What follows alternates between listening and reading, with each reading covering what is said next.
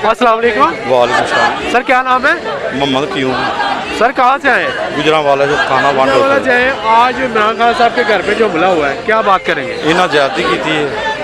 खान साहब ने इतों भेज के इन्होंने बंदे के पुत्रों कोई काम नहीं किया।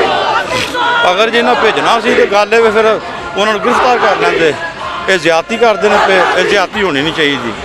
तो बहरहाल इंशाल्लाह खान साहब आ रहे हैं, आते हैं तो आके फिर पता लगता भी की आते हैं। ठीक है।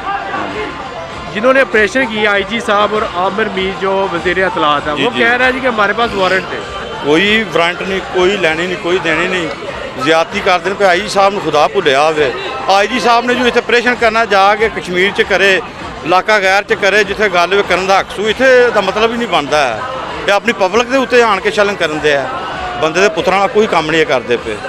वो ये कह रहे हैं कि इमरान खान साहब के घर से जो है ना वो कलेक्शन कॉपी निकली है और डिफरेंट ऐसी चीज़ें निकली हैं जो बताई नहीं जा सकती। भाईजान सारा मीडिया आज़ाद है, मीडिया ने सारा कुछ दिखाया, इन्हें आप ही कलैही कोपर रखिया ने, सारा कुछ इन्हें आप रखे है। ज्यादती करते हैं पे खान साहब ने, खान साहब केड़ा कोई ग्रनेड रखे ने, अगर ग्रनेड होंगे तो चलन करते, ये एवं होना नहीं सी। अलहमदुलिल्लाह खान साहब अमन पसंद बंदे ने, अमन चाहते हैं पे।